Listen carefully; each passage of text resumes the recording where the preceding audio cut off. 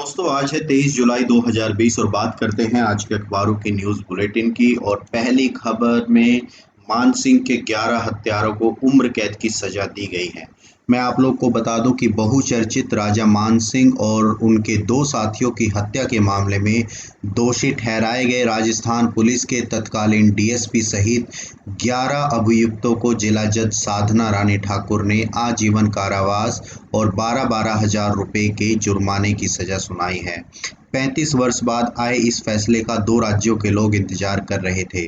राजा मान सिंह और उसके साथी ठाकुर सुमेर सिंह और हरि सिंह की राजस्थान पुलिस ने 11 फरवरी 1985 को कथित मुठभेड़ में हत्या कर दी थी। सीबीआई ने तत्कालीन सीओ कान सिंह भाटी, एसएचओ वीरेंद्र सिंह सहित 18 पुलिसकर्मियों के खिलाफ आरोप पत्र न्यायालय में दाखिल किए थे। मुकदमे के दौरान 3 आरोपियों की मौत हो चुकी है और 15 आरोपियों पर ट्रायल चला है। अदालत ने सीओ के ड्राइवर महेंद्र सिंह को डिस्चार्ज कर दिया है। हरि किशन, कान सिंह सिरवी सहित 11 लोगों को अदालत ने मंगलवार को सजा सुनाई है। बुधवार को दोनों पक्षों के वकील की सजा पर जिरह हुई और इसके बाद अदालत ने इन सबको ये सजा सुनाई है। इसके अतिरिक्त 12-12 हजार रुपए के अर्थदंड की भी सजा सुनाई गई है। मैं आप लोग को बता दूं कि पुलिस ने राजा मान सिंह की हत्या तब की थी जब वो समर्पण के लिए जा रहे थे और हम सभी परिजन को महल में नज़रबंद कर दिया था, ऐसा उनका कहना है, उनके रिश्तेदारों का।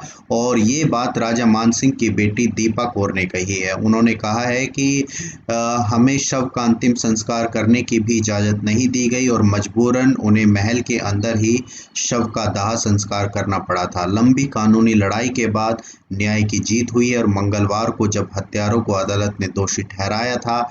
बढ़ते हैं अगली खबर की तरफ और अगली खबर में रिलायंस का पूंजीकरण 13 लाख करोड़ के पार हो चुका है।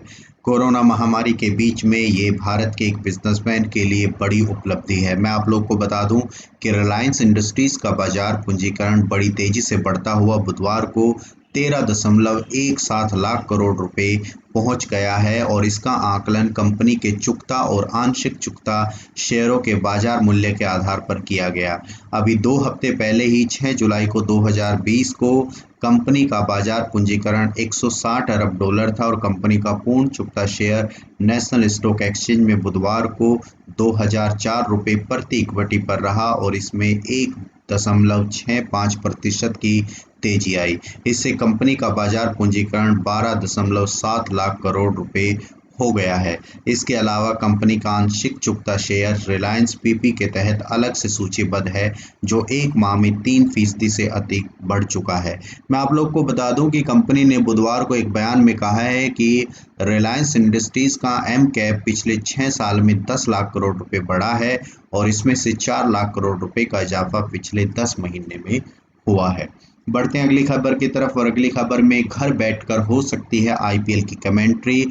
कोविड-19 महामारी के कारण विश्व में लगातार नए बदलाव हो रहे हैं और ऐसे में आईपीएल प्रसारक स्टार स्पोर्ट्स ने भी सेंचुरियन पार्क में 3 टीमों के बीच खेले गए 36 ओवर के मैच में वर्चुअल कमेंट्री का प्रयोग किया था। इस प्रदर्शनी मैच में सफल प्रयोग करने के बाद अब आईपीएल में भी इस तरह की कमेंट्री पर विचार किया जा रहा है और दक्षिण अफ्रीका के सेंचुरियन पार्क में रविवार को खेले गए मैच की इरफान पठान ने बड़ौदा में अपने घर से, दीप दास गुप्ता ने कोलकाता और संजय मांजरेकर ने मुंबई स्थित अपने आवास से कमेंट्री की थी।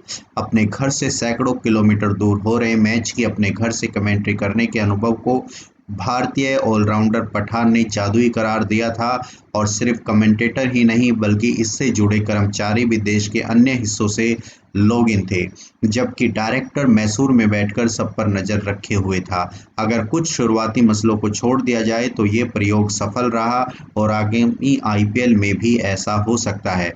भले ही हिंदी और अंग्रेजी कमेंट्री में ऐसा ना हो, लेकिन क्षेत्रीय भाषाओं जैसे तमिल, तेलुगु और कन्नड़ में इसकी शुरुआत की जा सकती है। पठान ने कहा है कि ये असाधारण अनुभव था, हालांकि हम पूरे समय चिंतित थे क्योंकि इंटरनेट स्पीड ऊपर नीचे हो सकती थी और इससे आवाज़ की क्वालिटी पर भी असर पड़ सकता था। बढ़ते हैं अगली खबर की तरफ और अगली खबर में अमेरिका और चीन के बीच में तनाव बढ़ता जा रहा है। अमेरिका ने चीन को ह्यूस्टन स्थित वाणिज्य दूतावास बंद करने को कहा है। मैं आप लोग को बता दूं कि अमेरिकी राष्ट्रपति डोनाल्ड ट्रंप ने कड़ा कदम उठाते हुए चीन को ह्यूस्टन स्थित महावाणिज्य दूतावास को 72 घंटे के अंदर बंद करने को कहा है। उधर ट्रंप प्रशासन के इस कदम से बीजिंग भड़क गया है और उसके एक अधिकारी ने इस कदम को अपमानजनक और अनुचित बताते हुए चेतावनी दी है कि इस कदम से दोनों देशों के बीच संबंध खराब होंगे। इस बीच ह्यूस्टन क्रॉनिकल ने पुलिस का हवाला देते हुए कहा है कि दूतावास बंद करने के आदेश के बाद से ही अंदर से धुआं उठता हुआ नजर आ रहा है और मीडिया रिपोर्टों की माने तो चीनी कर्मचारी गोपनीय दस्तावेज को जला रहे हैं। अमेरिकी विदेश मंत्रालय की प्रवक्ता मॉर्गन ऑर्टोगस ने एक बयान में कहा है कि ये कदम अमेरिकी बौद्धिक संपदा और अमेरिकी की निजी जानकारी की रक्षा के लिए उठाया गया है। हम किसी भी कीमत पर अमेरिकियों को डराने वाली चीज़ें बर्दाश्त नहीं करेंगे। उधर दूतावास के अंदर से आग की लपटों की सूचना पर ह्यूस्टन की पुलिस विभाग मौके पर पहुंचा, लेकिन वे अंदर नहीं घुस पाए। दरअसल अंतर्राष्ट्रीय नियमों के मुताबिक ह्यूस्टन ने के जिस इलाके में वाणिज्य दूतावास स्थित है उसे चीनी क्षेत्र माना जाता है और ह्यूस्टन पुलिस से जुड़े एक व्यक्ति ने बताया कि वाणिज्य दूतावास और अल्मोड़ा रोड स्थित परिसर जहां पर दूतावास के अधिकांश कर्मचारी हैं, शुक्रवार शाम 4 बजे तक खाली करने को कहा गया है।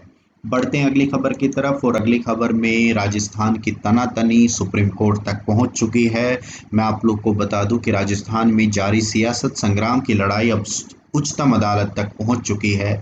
विधानसभा अध्यक्ष सीपी जोशी ने कांग्रेस के 19 विधायकों के खिलाफ अयोग्यता की कार्यवाही 24 जुलाई तक टलने के उच्च न्यायालय के निर्देश के खिलाफ बुधवार को याचिका दायर की और न्यायमूर्ति अरुण मिश्रा के नेतृत्व वाली उच्चतम न्यायालय की 3 न्यायाधीशों की पीठ इस याचिका पर गुरुवार को सुनवाई करेगी। उस राजस्थान उच्च न्यायालय ने मंगलवार को कहा था कि वह सचिन पायलट और अन्य 18 विधायकों की याचिका पर 24 जुलाई को उचित आदेश सुनाएगा, तब तक स्पीकर कोई कार्रवाई ना करे। मैं आप लोग को बता दूं कि विधानसभा अध्यक्ष ने अपनी याचिका में कहा है कि अयोग्य ठहराए जाने की प्रक्रिया विधानसभा की कार्यवाही का हिस्सा है, इसीलिए अदालत शुक्रवार तक इसे टालने की बात कहकर इसमें हस्तक्षेप कर रही है। तो ये थी आज की कुछ खबरें। अगर आपको ये पसंद आई हैं तो इसे लाइक करें, शेयर करें और सब्सक्राइब करें। Thank you.